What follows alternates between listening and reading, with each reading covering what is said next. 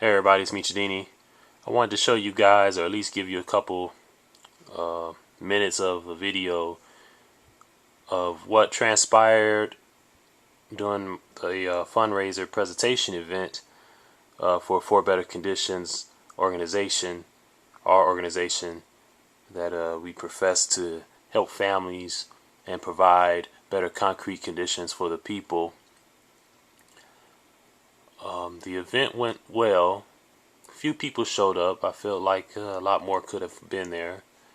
Of course, it was just our first event, and I wish a lot more was there.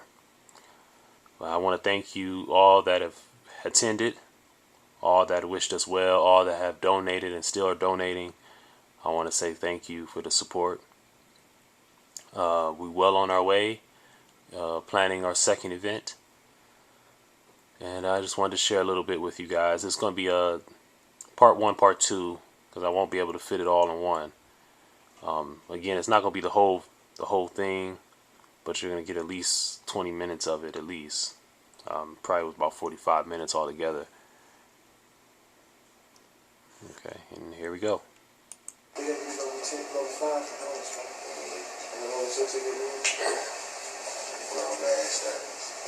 No, but you know what I want to do? I want to upgrade my library.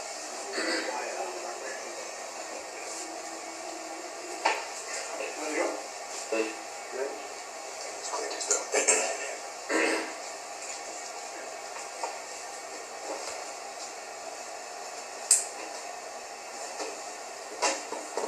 We'll go ahead and start. I want to thank you guys for coming. My name is Meechadini. I'm the founder, co-executive board member of this organization, For Better Conditions. Also go by the name Meechadini. Meechadini obviously comes from Meech, the nickname from Demetrius. Most people named Demetrius have the nickname Meech. Adini was inspired by Harry Houdini, who would be an escape artist, a magician, who would escape from shackles and cells.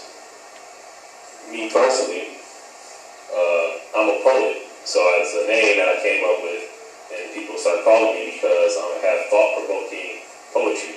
Very thought-provoking poetry makes you think outside the box, and in a lot of ways make you think outside of the reality you're used to, into a different reality in a lot of ways.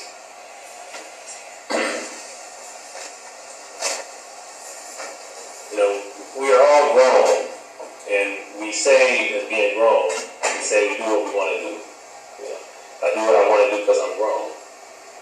But who ultimately benefits from that? You see, when we say we're grown, how come everything that we want to do, that we say we can do, ultimately benefits a certain different group of people? A people, of course, who wants us to become one within their universal technocratic imperialism or imperialistic technocratic universe. You see, people think that, of course, history is something that happened way back then, that it's a closed book. The reality is history is continual. It never really ends. It's always ongoing. You see, imperialism, when we talk about modern age or new imperialism, my wife personally said that you don't want to name that or, put it out there that that's what you're going to talk about. You'll scare the people. So I said, you're probably right.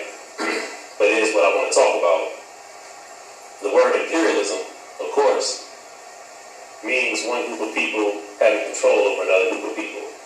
Maybe their lifestyle, to the land they own, the resources, things of that nature. And we have to understand, too, that the age of new imperialism, was actual time in history. We can look back to old imperialism, back in 1611, around the same time King James rewrote the Bible. Took the Bible and the gun, went to distant lands, conquered those distant lands, and used the people of those lands to then mechanize the land for the benefit of Europeans. At the time, Europeans were also going through their wars with each other. They wasn't and seeing eye to eye on a lot of things. Still to this day, they don't see really eye to eye on a lot of things, but they come together politically for a universal expansion, and that which then brings us to the age of new imperialism, where now you have westernized powers understanding that true power lies in alliances and partnerships, where you have now the European Union, United States. You understand the Civil War and all that happened here. Now you have the United States of America and Japan, westernized powers coming together to spread their political and economic ideology and belief system on other cultures and other nationalities and other nations. And now we are very much headed into a time where the global elite want to control the land and the people with an iron fist. You see, history is not something that ended. You know, it's always ongoing. And notice that the person who writes history is always the victor, always the one who's victorious. You see. At the same time, we can look at old slavery, the physical form of it, which is depicted and on the far left in that picture, underneath there.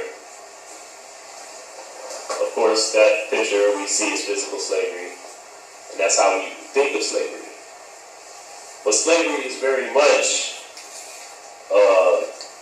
psychological, political, economic, and social as well. The fact that you are relying and dependent on certain things can mean you're a slave as well.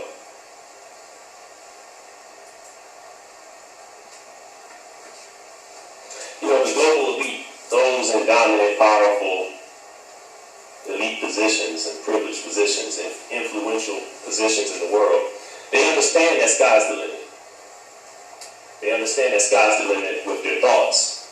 The things one can conceive and conjure up in their mind can become reality. Any possibilities out of infinite space can manifest itself here on Earth. Any possibilities out of infinite space can manifest itself here on Earth, which we see depicted in the pictures up here at the top. Right here on the upper right-hand corner, we have those that's familiar with astrology. We have the magician card. The magician card, as we see, using exactly what I just stated in the picture, which is depicted in the picture. Those who follow astrology may know about the tarot cards. The magician card obviously represents Mercury. Mercury is the planet of creativity and communication. You know, you got to be creative to communicate, you know. And then we can go on and see the next picture, the Baphomet devil. The Baphomet devil was a pagan idol or deity of the Lord's Templars back in the medieval times in Europe. The Lord's Templars were in many ways, were the lords of Christian finance. And they also protected Christian pilgrims. So those Christians that would go on to other lands and try to spread their ideology of the Christian religion at the time, or their thoughts at the time, a lot of them were being able to protect them. Also, leaders of the finance, of the Christian finance. And you have a lot of people who have found the direct correlation or relationship between the Lord's Templars and the Zionist Jews. You know, the Zionist movement was an actual movement in history. And the thing about our organization is that we want to make sure that people understand history and that we get the real truth about history, because the history we get in school isn't the history we need to know. And then notice when you go to college, a lot of people don't want to take up history because they see there's no money in it. But it's very important to understand history. It's very important, very vital to understand history. Because with history, you'll understand how they move. There's people that find the direct correlation between the Lord Templars, which were the head of Christian finance and protected Christian pilgrims, and the Zionist Jews. Zionist movement happened in the early 1900s, around 1930s, 1940s. You have a guy named Vladimir Jabotinsky, those that's familiar with Jewish literature, you had a guy named Vladimir Jabotinsky who did not take impossible for an answer. He wanted to create a state for the Jews, Israel, which we know today.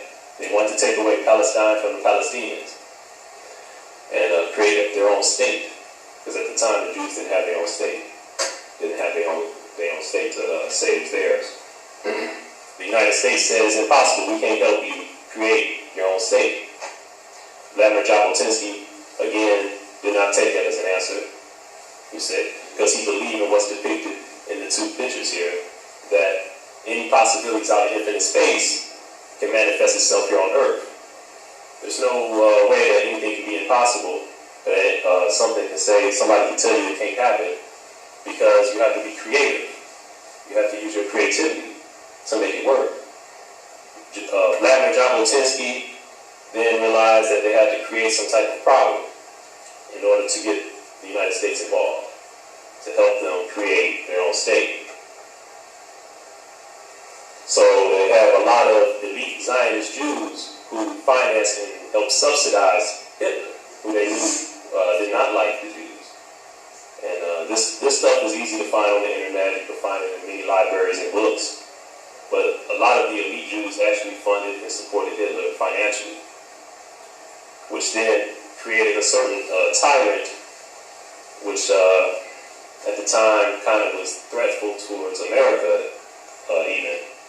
The fact that people would applaud Hitler coming off the plane just because they've heard him on the radio or seen him on black and white television. Excuse me.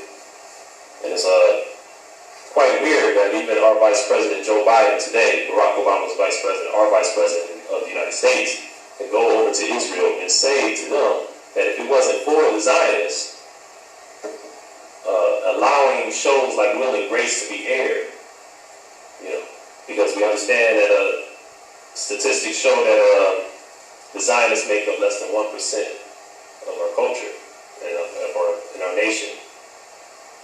But yet they own a majority of a lot of things we are reliant and dependent on, like the media, for example. And he said if it wasn't for allowing Will and Grace to be aired on their stations, that the Democratic Party probably wouldn't have the gay support. And that comes out of the mouth of our Vice President Joe Biden. And by the way, he said he's not Jewish, but he is a Zionist, and that you don't have to be a Jew to be a Zionist. But I wanted to shed some light on how people can use the cleverness of their mind to control people, you see. Because power is ultimately what we live for. You need power to chew your food. You need power to walk. You need power to even talk or dare to do something. You see, people always want to try to have power, and then on top of that, to be able to have power over other people so that they can push themselves up. So I have some excerpts here from a book that some may know called The Learned Elders of Zion. Many people say this book is not real. Some say that the Russians wrote the book to combat the Jews in their time when they were against the Jews. And with these excerpts, of course, many of them are in my book, so you guys can determine if it hits home or if it's more so reality to you guys than not. In order to put public opinion into our hands, we must bring it to a state of bewilderment by broadcasting so many contradictory opinions from all sides, confusing the people.